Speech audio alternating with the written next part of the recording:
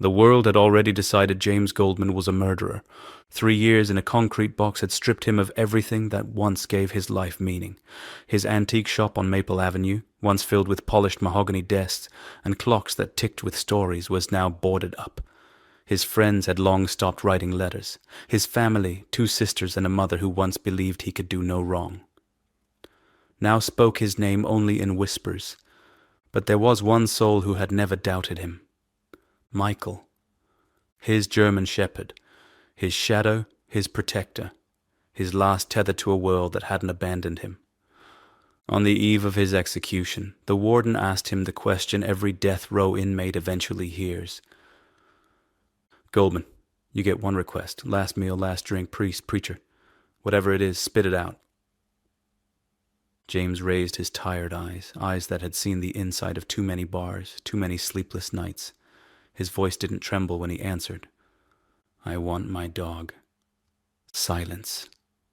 The warden blinked. The guard behind him chuckled, then stopped when James didn't. They were expecting steak, whiskey, maybe a Bible. Not this. Word traveled fast. By morning the prison yard buzzed with whispers. Reporters caught the scent of a story. The condemned man who asked to see his dog before death. Some mocked him, some pitied him.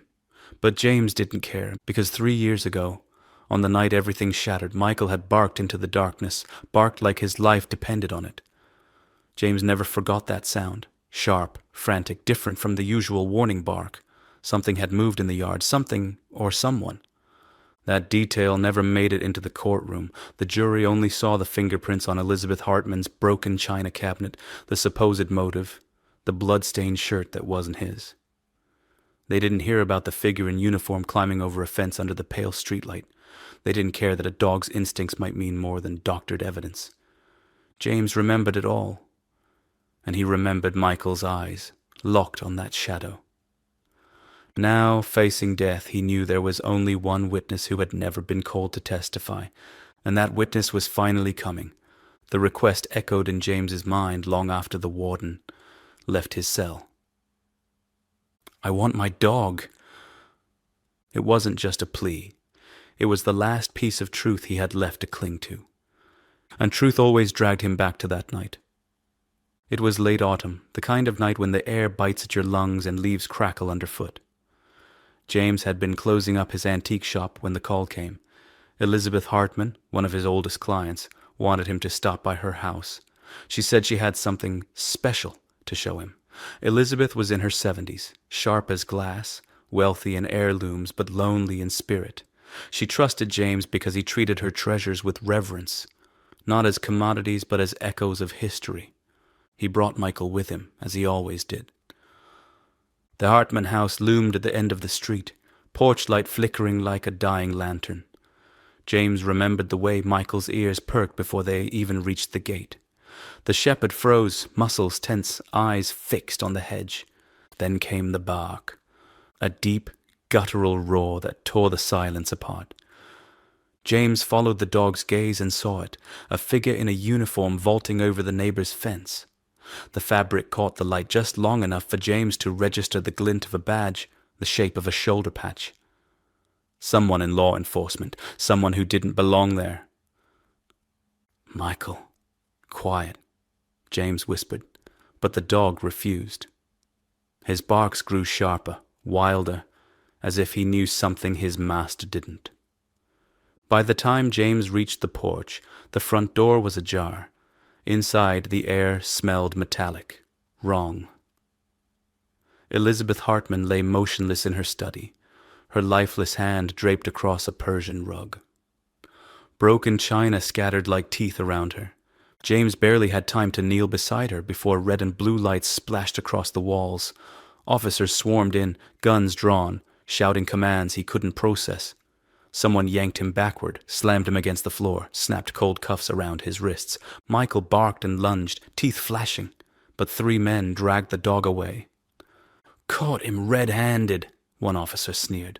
The words stuck like poison. Back in his cell, James rubbed his temples, remembering every second.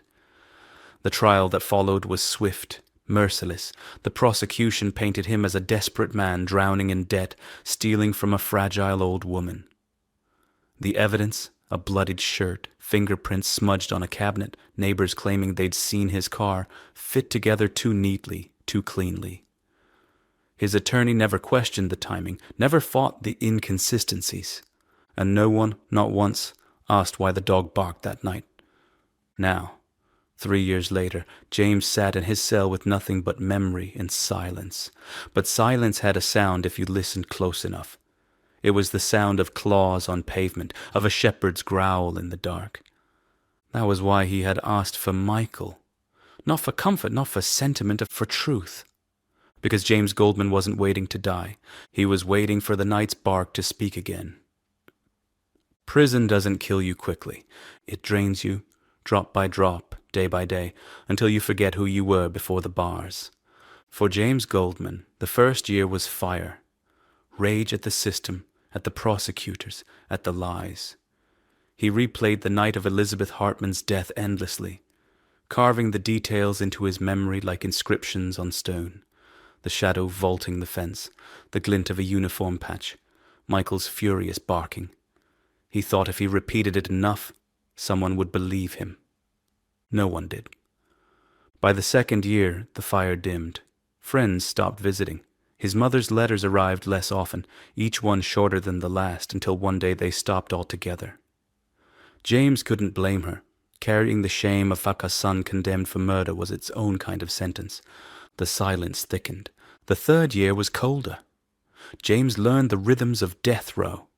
The shuffle of guards, the cries of men in neighboring cells, the occasional thud when someone couldn't take the silence anymore. He became a ghost in his own skin, speaking only when spoken to. But every night before he closed his eyes, he saw Michael. Not in dreams. Dreams had long since abandoned him. But in memory. The shepherd's steady eyes locked on a phantom in the dark. The growl that no jury wanted to hear. The loyalty that not even chains could erase. It was that memory that kept James from collapsing into nothingness. On the rare days when reporters came to interview him, James told the same story, word for word.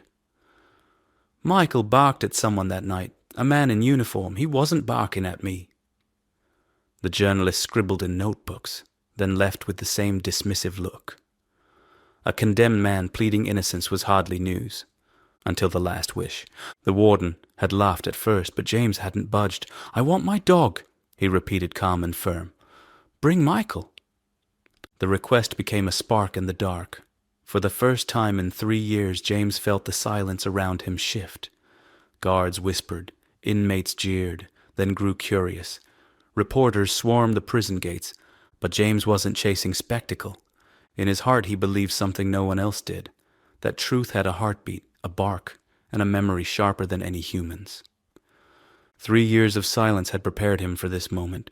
He wasn't waiting to die. He was waiting for Michael to remember. The morning of the execution was grey and windless, the kind of day when the sky feels like a closed lid. Death row stirred earlier than usual. Guards moved with a strange tension. Inmates pressed their faces against the bars, whispering about the dog. James sat on the edge of his cot, calm in a way that unsettled even himself. 3 years of silence had burned away fear. What remained was purpose. The clatter of keys. The heavy door swung open. "Goldman," a guard said, "it's time." They didn't take him to the chamber, not yet. Instead, he was led outside, into the prison yard where a small crowd had gathered. Reporters, prison staff, even a handful of city officials curious enough to witness the condemned man's peculiar last request. Cameras clicked, microphones extended, the murmur of speculation rippled through the air. And then he saw him. Michael. The shepherd stood at the far end of the yard, leash straining in the hands of a nervous guard. His coat was thicker, grayer at the muzzle, but his eyes, sharp, amber, unwavering, locked instantly onto James. For a fleeting second, James felt his chest tighten. That gaze carried 3 years of silence, 3 years of waiting. "Easy, boy," James whispered. But before he could take a step forward, Michael's body stiffened, his ears pricked, his lips curled, and a growl rumbled deep in his chest. Not at James, not at the crowd of reporters. at a man in uniform standing near the wall. Officer Robert Martinez. The dog's growl erupted into furious barks, the same violent, gut-wrenching sound James remembered from that night, the same sound the jury had ignored. Michael lunged, leash jerking the guard off balance, teeth bared, eyes locked on Martinez as though no years had passed at all. The yard fell into chaos. Reporters shouted questions. Cameras flashed wildly. Guards rushed to restrain the dog, but every muscle in Michael's body was a testimony, every bark a witness dragged from the grave of silence. James didn't move. He only stared at Martinez, because in that instant, he knew. Michael remembered, and for the first time the voice that had never been heard was impossible to ignore. The prison yard didn't quiet for hours. Martinez had tried to laugh it off, claiming the dog was just riled up. But the sight of Michael straining against the leash, teeth bared, bark after bark locked on that one man, nobody in the crowd could forget it. Not the reporters, not the city officials, not even the warden, who shifted uneasily as questions started flying. James said nothing. He didn't need to. Michael had spoken for him. The investigation began almost immediately. Public pressure was relentless. Front-page headlines, late-night anchors demanding answers. "Death row dog identifies real killer?" screamed one paper. Protesters gathered outside the prison gates, chanting James's name alongside Michael's. Within weeks, cracks appeared in the story the prosecution had built. The bloodied shirt, evidence tampered with, the fingerprints on the cabinet, partial, smudged, planted to fit the narrative. And Martinez, his name surfaced again and again, tied to missing items from police evidence lockers, questionable patrol reports, even whispers of debts owed to dangerous people. The uniform James had seen that night wasn't a phantom memory. It was Martinez, and behind him loomed someone bigger. Warden Thomas Crawford. The man who had rushed James's trial, who had denied appeals, who had controlled what evidence saw the light of day. The corruption spread wider than James could have imagined. 3 years of silence had ended with one bark. Now the truth roared. The governor's office intervened. James's execution was halted, his conviction overturned. He walked out of the prison gates a free man, Michael at his side, flashes from cameras lighting the night. Reporters shouted questions. How did it feel? Did you know this day would come? But James only kept his hand on Michael's collar. "I told you," he finally said, voice low but steady. He never lied. 6 months later, the bell above the door of a freshly painted shop on Maple Avenue jingled for the first time in years. The sign above the window read, "Goldman and Michael. Rare antiques." The shelves gleamed again with polished wood and brass. The air carried the familiar scent of varnish and dust. Customers wandered in, some out of curiosity, others because they had read the story in the papers, and sitting proudly by the counter, Michael watched every stranger who entered, his amber eyes sharp, his loyalty unquestioned.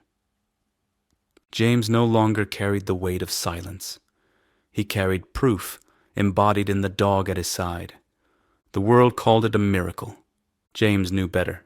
It was faith, the kind only a dog could keep alive.